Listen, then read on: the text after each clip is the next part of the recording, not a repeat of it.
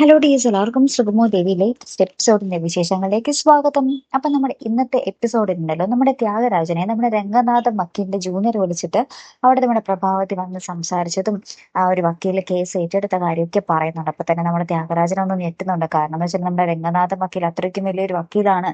ഏത് കേസ് ഏറ്റെടുത്താലും അദ്ദേഹം വിജയിപ്പിച്ചിട്ടേ അടങ്ങാറുള്ളൂ.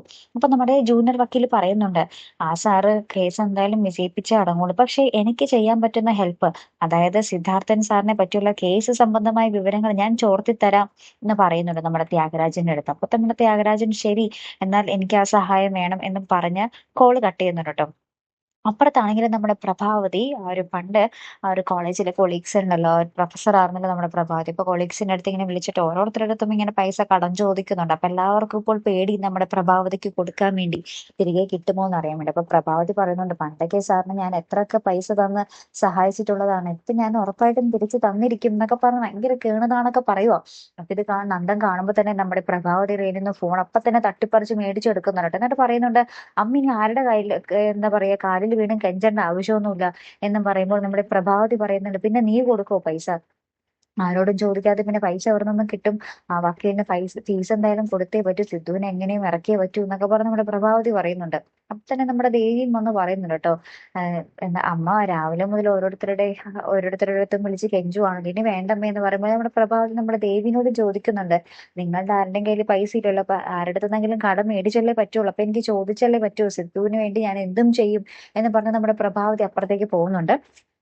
അതിനുശേഷം നമുക്ക് കാണുവാൻ സാധിക്കുന്നത്, നമ്മുടെ നന്ദൻ നമ്മുടെ മുരളിയുടെ വീട്ടിൽ ചെല്ലുവാട്ടോ. അപ്പം നമ്മുടെ മുരളി ചോദിക്കുന്നുണ്ട്, നമ്മുടെ ഗിരീഷ് ഏട്ടനോട് ചോദിച്ചാലോ എന്ന് പറയുന്നുണ്ട്. അപ്പൊ നമ്മുടെ നന്ദൻ പറയുന്നുണ്ട്, ഗിരീഷ് ഏട്ടൻ കുറച്ച് ദിവസങ്ങൾക്ക് മുന്നേ ഒരു വലിയ തുക തന്ന് സഹായിച്ചതേ ഉള്ളൂ. ആ തുക കൊണ്ടാണ് ഞങ്ങൾ കുറച്ച് കടമുണ്ടായതൊക്കെ വീട്ടിയതും. ഇനി എപ്പോഴെപ്പോഴും ചോദിക്കുന്നത് ശരിയല്ലല്ലോടാ എന്നൊക്കെ ഇങ്ങനെ പറയുന്നുണ്ട് കേട്ടോ. അപ്പൊ അത് പിന്നീട് നമ്മുടെ നന്ദൻ പറയുവാണ്, നന്ദൻ കൊണ്ടു നടക്കുന്ന കാറുണ്ടല്ലോ, അത് മാത്രമാണ് ഇപ്പൊ നന്ദന് സ്വന്തമായിട്ടുള്ളത് അല്ലെ, അപ്പൊ ഇതും കൂടി നമുക്ക് വിൽക്കാം എന്ന് മുരളിയോട് പറയും. അപ്പൊ മുരളി ആദ്യം സമ്മതിക്കുന്നില്ല, നീ ഭയങ്കര ഇഷ്ടത്തോടു കൂടി കൊണ്ടു നടക്കുന്ന കാറല്ലേ, നീ അത് വിൽക്കണ്ട എന്ന് പറയുന്നുണ്ട്. ശരിക്കും എനിക്ക് മനസ്സിലാകാത്ത കാര്യം, നമ്മുടെ ഹരിയേട്ടനാണ് ഈ ഒരു കേസ് ഈ ഒരു വക്കീലിനെ ഏൽപ്പിച്ചു കൊടുത്തതെന്നും പറയുന്നുണ്ട്. ഹരിയേട്ടൻ അറിയാം നമ്മുടെ ചന്ദ്രോത്ത് വീടിന്റെ ഇപ്പോഴത്തെ അവസ്ഥ. അപ്പൊ ഹരിയേട്ടൻ ആ പൈസ കൊടുക്കാവുന്നതല്ലേ ഉള്ളൂ. ഭാര്യ ഡോക്ടറും ഹരിയേട്ടൻ വലിയ ജഡ്ജും ആവുമ്പോൾ അവരുടെ കയ്യിൽ എത്രത്തോളം പൈസ ഉണ്ടാവുമെന്ന് നമുക്ക് ഊഹിക്കാം അല്ലെ. അപ്പൊ നമ്മുടെ ചന്ദ്രോത്തിന്റെ അവസ്ഥ കണ്ടിട്ട് അത് ഹരിയേട്ടൻ തന്നെയല്ലേ ഈ ഒരു കേസ് മുന്നോട്ട് കൊണ്ടുപോകേണ്ടത്. ആത്മാർത്ഥമായിട്ടുള്ള ഒരു ബന്ധമാണെങ്കിൽ നിങ്ങൾക്കും അങ്ങനെ തോന്നുന്നില്ലേ അല്ലെ പ്രേക്ഷകരെ? ഒന്ന് കമന്റ് ചെയ്തേക്കണം നിങ്ങൾക്ക് അങ്ങനെ തോന്നുന്നുണ്ടെങ്കിൽ.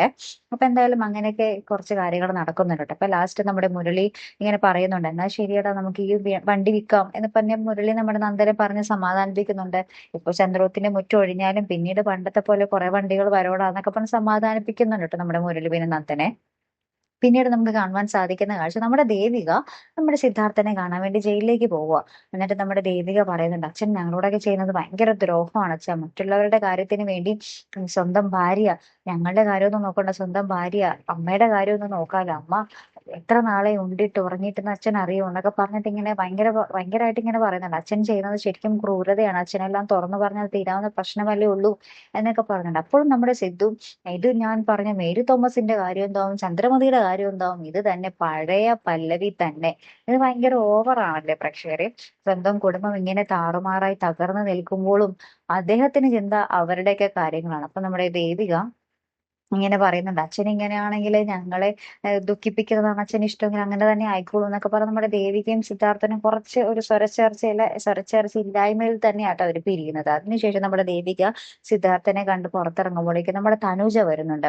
അപ്പൊ തനുജ പറയുന്നുണ്ട്, ഓ നിന്നെ എവിടെ വെച്ച് കാണരുതെന്ന് വിചാരിക്കുന്നു, അവിടെ വെച്ചൊക്കെ കാണുമല്ലോ, നല്ല പൊരുത്താണല്ലോ എന്നൊക്കെ പറയുമ്പോൾ നമ്മുടെ ദേവി പറയുന്നുണ്ട്, ഇത് പൊരുത്തമല്ലടി, പൊരുത്തക്കേടാണ്, ഇനി എപ്പോഴെങ്കിലും നിന്നെ കാണുമ്പോൾ നിന്നെ അവസാനിപ്പിക്കാനുള്ള ഒരു കാണലായിരിക്കും എന്നൊക്കെ പറഞ്ഞ് നമ്മുടെ ദേവി ഭയങ്കര ഭീഷണിപ്പെടുത്തി നിർത്തുന്ന ഒരു രംഗങ്ങളിൽ തന്നെയാണ് കൂട്ടുകാരെ എപ്പിസോഡ് അവസാനിക്കുന്നത്. അപ്പൊ ഇനി എന്തൊക്കെയായിരിക്കും സംഭവിക്കാൻ പോകുന്നതെന്നും കണ്ടു തന്നെ അറിയണം കേട്ടോ കൂട്ടുകാരെ. എന്തായാലും നമുക്ക് നോക്കാം അല്ലെ. അടുത്തൊരു വീഡിയോ വരുന്നത് വരയ്ക്കും ഗുഡ് ബൈ.